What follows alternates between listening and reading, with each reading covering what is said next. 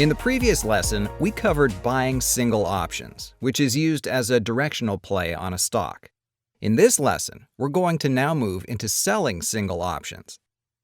I have been trading options since 2000 and have worked alongside some incredible traders over the years. And it's a pretty standard opinion within the industry that selling options is how to achieve long-term success. This strategy involves selling options with the hopes of buying those options back at a later date for a lesser price, or to let them expire totally worthless, keeping all the money. Educated investors who are looking for high returns with reasonable risk that seek to put the odds of success in their favor will flock to this strategy. Selling, also known as shorting options, is a strategy that many high net worth investors consider crucial, but it's a strategy that is available to anyone and can be implemented given the right approach and strategy. Let's recall quickly what an option is. A call option gives the buyer the right to purchase stock at a predetermined price and within a specified time period. The seller of a call option is obligated to fulfill the rights of the buyer if that buyer chooses to exercise those rights. As we can see, there are two sides to this trade. We can either buy the option, or we can take a short position and sell the option. If we buy the option, we're hoping to then sell the option later at a higher price. Everyone knows the logic of buying low and selling high. Selling an option is no different, except traders are performing the buy and sell trades in reverse.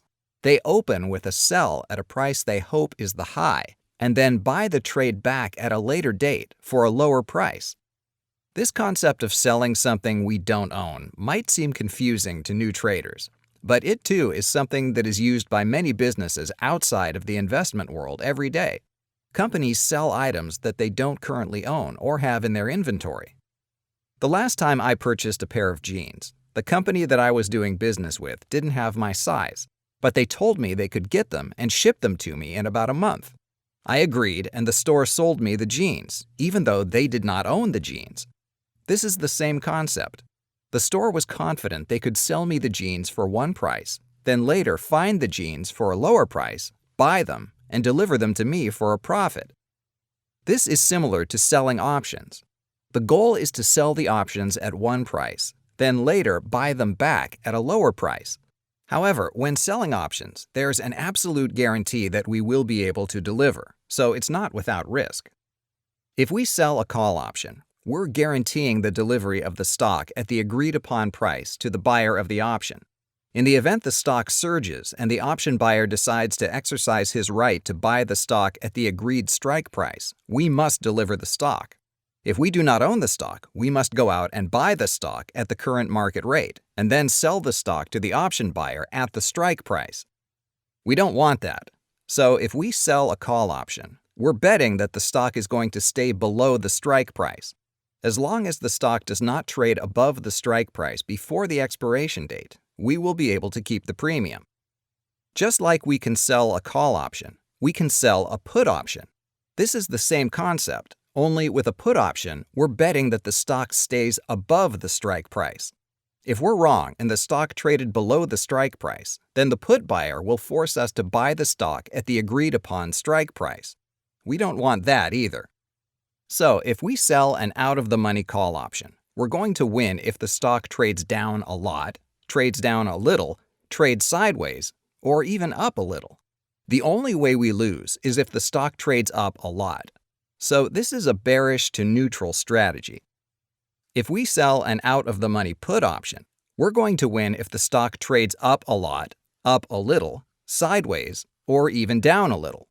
The only way we lose is if the stock trades down a lot. This is a bullish to neutral strategy. This is why the selling option is so powerful. We don't have to get the direction exactly right. Let's look at an example. First, we have Bob, who is an active daily stock trader.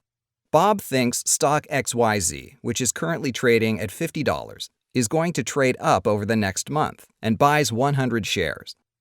Next, we have Matt, who is also an active investor, but who trades options. Matt sees the same thing as Bob and makes the same prediction that XYZ is going to trade up. Only Matt sells a 30-day to expiration 40-strike price put and collects a premium of $100.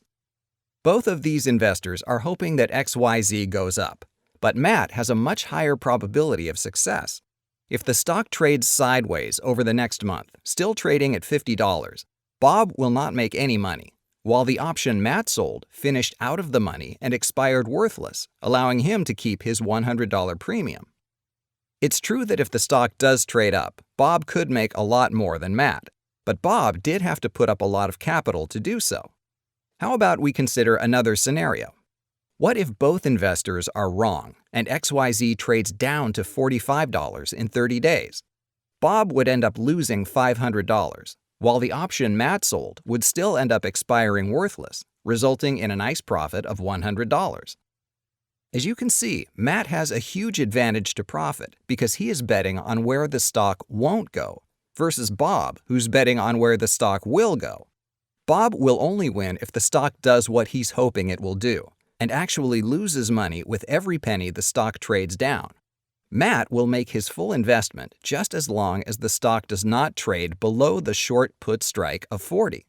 This means it can trade up, sideways, or even down a little, and all scenarios work out great for our option trader Matt. I hope you're now starting to see how powerful selling options and collecting a premium can be. But this strategy does not come without risk. Let's assume the stock traded down to $37. Here, Matt would be forced to buy the stock at 40, even though it's trading at 37. This means the option has $3 of intrinsic value at expiration, and because each option contract controls 100 shares, Matt would take a loss of $300 minus the $100 premium he received, so his net loss would be $200. This is clearly bad, but when compared to our stock buyer Bob, Matt is still coming out better. Bob, who owned 100 shares of stock, lost $13 per share for a total loss of $1,300. Ouch! XYZ trading down to $37 is only one scenario, and there's always the risk of the stock trading down even further. This means there's no limit to how much money Matt can lose, at least down to zero for selling puts. This is why options scare a lot of people.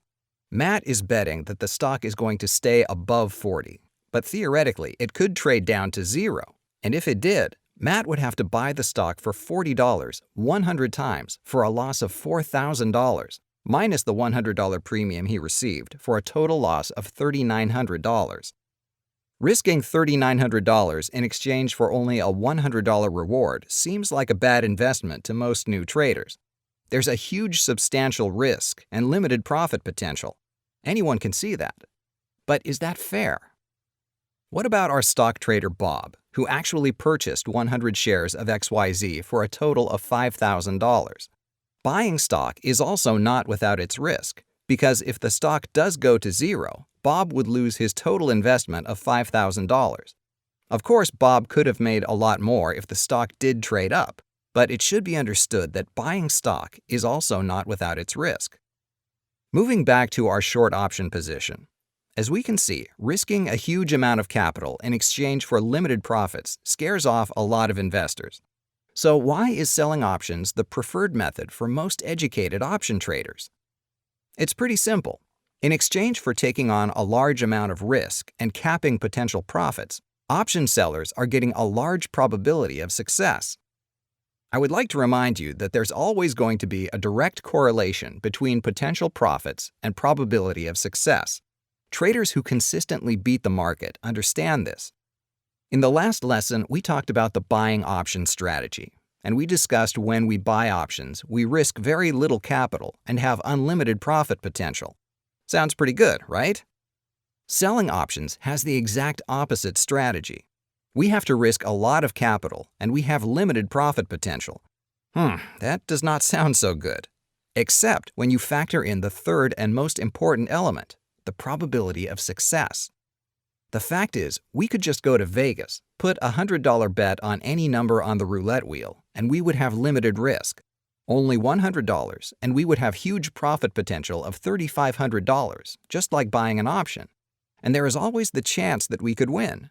But the reason why most people don't do this is there's a very small probability of success. The casino loves it when people take this strategy, because they know the probability is on their side. They dazzle guests with the lights and the possibility of winning big. But in the end, the casino knows they're going to win because they have the probability on their side.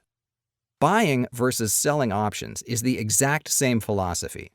You need to ask yourself, do you want to have the power of probability in your hands, much like a casino? Or do you want to gamble and hope you get lucky, like the player? One of these strategies is proven to work and used by educated money managers and high net worth individuals, and the other is used by people hoping to get lucky and hit it big. The fact is, selling options is not risky when performed intelligently, and when you execute many high-probability trades that pay a little, in the end, that turns out to be a lot.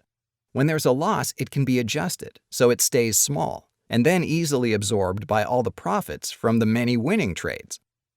With that said, don't go out and sell a bunch of options either, as there is a lot more learning we need to do in order to keep ourselves safe. If you're feeling a little confused, don't worry. That's normal for everyone, and with time and experience, it will all start to make sense. All right, everyone, that's it for today.